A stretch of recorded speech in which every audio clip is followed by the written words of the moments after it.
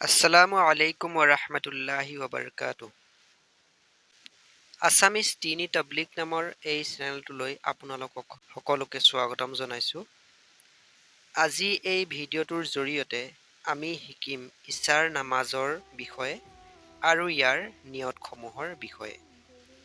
সেয়েহে ভিডিঅ'টো শেষলৈকে চাব আৰু যদি ভিডিঅ'টো ভাল লাগে লাইক কৰিব, লগতে আপোনালোকৰ বন্ধু-বান্ধৱীসকললৈ শ্বেয়াৰ কৰি দিব আৰু এনে ধৰণৰ ভিডিঅ'সমূহ নিয়মীয়াকৈ পাই থাকিবলৈ মোৰ এই চেনেলটোক ছাবস্ক্ৰাইব কৰি লৈ কাষতে থকা বেল আইকনটো টিপি ল'ব।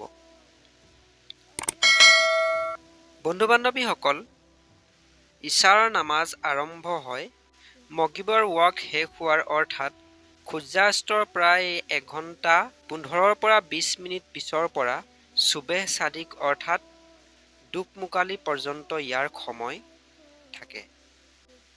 বন্ধু-বান্ধৱীসকল, এই ইশাৰ নামাজ মুঠ 17 ৰাকাত হয়। সুন্নতে গয়ৰ মাকাইদা 4 ৰাকাত। ইয়াক যদি পঢ়া হয় তেন্তে আপোনালোকে সওৱাব পাব আৰু যদি পঢ়া নহয় তেন্তে গুনাহ নহয়। ইয়াৰ পিছত ফৰজ 4 ৰাকাত। এই নামাজ পঢ়াটো বাধ্যতামূলক হয়, পঢ়িবই লাগিব। লগতে সুন্নতে মুআক্কাদা 2 ৰাকাত জৰুৰী হয়, পঢ়িব লাগিব। ইয়াৰ পিছত নফল 2 ৰাকাত আৰু এই নামাজ পঢ়িলে সওৱাব হ'ব আৰু যদি পঢ়া নহয় তেন্তে গুনাহ নহয়। ইয়াৰ পিছত আছে উইতিৰ নামাজ 3 ৰাকাত আৰু এই নামাজ পঢ়াটো ৱাজিব হয়, অৰ্থাৎ অপৰিহাৰ্য। ইয়াৰ পিছত হালকি নফল 2 ৰাকাত। এই নামাজ পঢ়িলে সওৱাব হ'ব আৰু যদি পঢ়া নহয় তেন্তে গুনাহ নহয়। বন্ধু-বান্ধৱীসকল, ইশাৰ শেষৰ তসবিহটো হৈছে হুৱাল লতীফুল খাবীৰ। ইয়াৰ অৰ্থ হ'ল তেওঁৱেই সূক্ষ্ম খবৰ ৰাখোতা আৰু এই তসবিহ 100 এবাৰ পঢ়িব লাগিব। বন্ধু-বান্ধৱীসকল, ইশাৰ সুন্নত 4 ৰাকাতৰ নিয়তটো হৈছে নাৱাইতু আন উছাল্লিয়া লিল্লাহি তাআলা আৰবা ৰাকাতে সালাতিল ইশাই সুন্নতু ৰাসূলিল্লাহি তাআলা মুতাৱাজ্জিহান ইলা জিহাতিল কাবাতি শৰীফাতি আল্লাহু আকবাৰ। ইয়াৰ অৰ্থ হ'ল মই ইশাৰ 4 ৰাকাত ৰসূলৰ সুন্নত নামাজ কাবা শৰীফৰ পিনে মুখ কৰি পঢ়িবলৈ মনস্থ কৰিলোঁ। আল্লাহু আকবাৰ। ইয়াৰ পিছত ইশাৰ ফৰজ 4 ৰাকাতৰ নিয়তটো হৈছে নাৱাইতু আন উছাল্লিয়া লিল্লাহি তাআলা আৰবা ৰাকাতে সালাতিল ইশাই ফৰজুল্লাহি তাআলা মুতাৱাজ্জিহান ইলা জিহাতিল কাবাতি শৰীফাতি আল্লাহু আকবাৰ।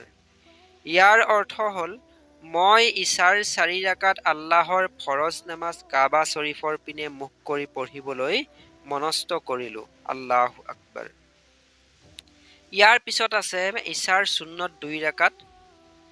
এই 2 ৰাকাতৰ নিয়তটো হৈছে নাৱাইতু আন উছাল্লিয়া লিল্লাহি তাআলা ৰাকাতাই সালাতিল ইশাই সুন্নতু ৰাসূলিল্লাহি তাআলা মুতাৱাজ্জিহান ইলা জিহাতিল কাবাতি শৰীফাতি আল্লাহু আকবাৰ। ইয়াৰ অসমীয়াত অৰ্থ হ'ল মই ইশাৰ 2 ৰাকাত ৰসূলৰ সুন্নত নামাজ কাবা শৰীফৰ পিনে মুখ কৰি পঢ়িবলৈ মনস্থ কৰিলোঁ। আল্লাহু আকবাৰ। ইয়াৰ পিছত ইশাৰ সুন্নতৰ পিছৰ নফল 2 ৰাকাতৰ নিয়তটো হৈছে নাৱাইতু আন উছাল্লিয়া লিল্লাহি তাআলা ৰাকাতাই সালাতিন নাফলি মুতাৱাজ্জিহান ইলা জিহাতিল কাবাতি শৰীফাতি আল্লাহু আকবাৰ। ইয়াৰ অৰ্থ হ'ল মই 2 ৰাকাত নফল নামাজ কাবা শৰীফৰ পিনে মুখ কৰি পঢ়িবলৈ মনস্থ কৰিলোঁ। আল্লাহু আকবাৰ। ইয়াৰ পিছত হৈছে ইশাৰ উইতিৰ 3 ৰাকাতৰ নিয়ত নাৱাইতু আন উছাল্লিয়া লিল্লাহি তাআলা সালাসা ৰাকাতে সালাতিল উইতৰি ওয়াজুবিল্লাহি তাআলা মুতাৱাজ্জিহান ইলা জিহাতিল কাবাতি শৰীফাতি আল্লাহু আকবাৰ। ইয়াৰ অসমীয়াত অৰ্থ হ'ল মই 3 ৰাকাত উইতিৰৰ ৱাজিব নামাজ কাবা শৰীফৰ পিনে মুখ কৰি পঢ়িবলৈ মনস্থ কৰিলোঁ। আল্লাহু আকবাৰ। ইয়াৰ পিছত আছে ইশাৰ শেষৰ হালকি নফল 2 ৰাকাতৰ নিয়তটো।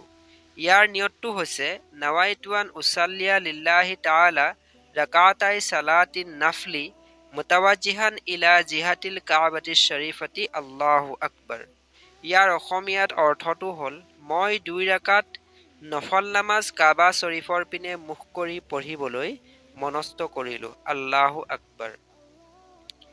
বন্ধু বান্ধৱীসকল, যিসকল লোকে আৰবী ভাষাত এই নিয়তসমূহ কৰিব নোৱাৰে তেওঁলোকে নিজ মাতৃভাষাত অৰ্থাৎ এই অসমীয়া ভাষাত নিয়ত কৰিলেও হ'ব।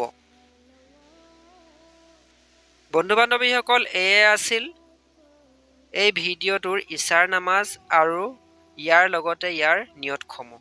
যদি ভিডিঅ'টো চাই ভাল পালে লাইক কৰিব, লগতে আপোনালোকৰ বন্ধু বান্ধৱীসকললৈ শ্বেয়াৰ কৰি দিব আৰু এনেধৰণৰ ইছলামিক শিক্ষা তথা নামাজ শিক্ষাৰ বিভিন্ন বিষয়ৰ ভিডিঅ'সমূহ নিয়মীয়াকৈ পাই থাকিবলৈ মোৰ এই চেনেলটোক ছাবস্ক্ৰাইব কৰি লৈ কাষতে থকা বেল আইকনটো টিপি ল'ব।